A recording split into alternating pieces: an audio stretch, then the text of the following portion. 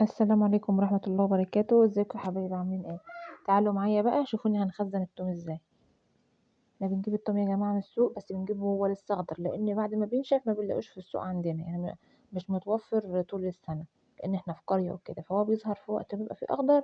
وبعد كده احنا بنجيبه من عندنا ننشفه. طبعا بتحطيه على سطح، بتحطيه على بلكونة عندك، لو ما عندكيش سطح طبعا ساكنة في عمارة او حاجة بتحطيه في البلكونة لحد ما ينشف خالص زي ما انت شايفاه كده. شوفي تحسي ان العرش اللي فوق ده بقى زي القش. بتجيبيه تعمليه وتمسكيه بقى لحد ما ينشف خالص، تتأكدي انه نشف خالص وكل الراس دي بقت خلاص ناشفة. تجيبي بقى تمسكي تقصي بالمقص زي ما انت شايفة كده، وتشيلي القشرة اللي هي بره اللي هي هايشة دي، انما الطينة بتاعته ما تشيليهاش، لان دي اللي بتفضل محافظة على التومة نفسها. طبعا بتخلصي كل الكمية بتاعتك كده، وبتبعتي تجيبي بقى اللي هو الشبك اللي هو بتاع الليمون ده تحطي فيه. بيفضل عندك فترة طويلة يعني.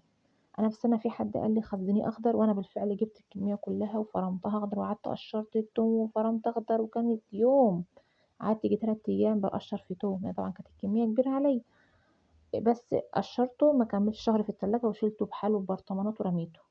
حطيت زيت، واللي يقول لي حطي ملح، واللي يقول لي حطي مش عارفه ايه، كله اترمى.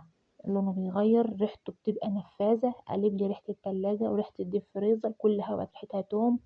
تحطيه في الأكل بيغير ريحة الأكل تماما، واللون بتاعه نفسه بقى غامق وشكله وحش. لا وحش وحش وحش، اللي يقول لي خزنيه أخضر ده ما أنا عن نفسي جربته ورميته.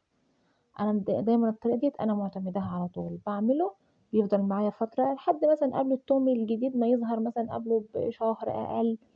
على الأقل طبعا بتشتري بقى نص كيلو أو حاجة، الموضوع مش بس بيفضل التوم فريش.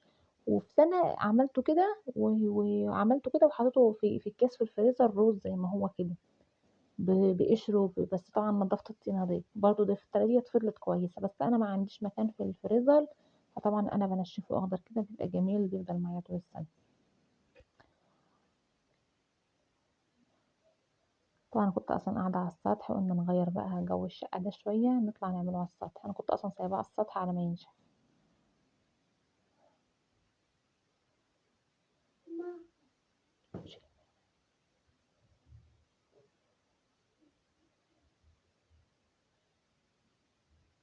خلاص الجو بدأ يحرر بقى، بدأنا نخش في الصيف وكده.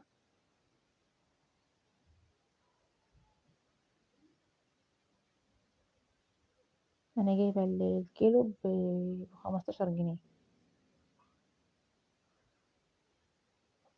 هو السنة ده كتير ورخيص، يعني السنة اللي فاتت كنا احنا جايبينه أغلى من كده، السنة دي هو كتير ورخيص ومتوفر كميات. يعني بعدها سألت لقيت في إيه، ناس كمان بتبيعوا ال2 كيلو ب25 جنيه، يعني الكيلو ب12 جنيه ونص.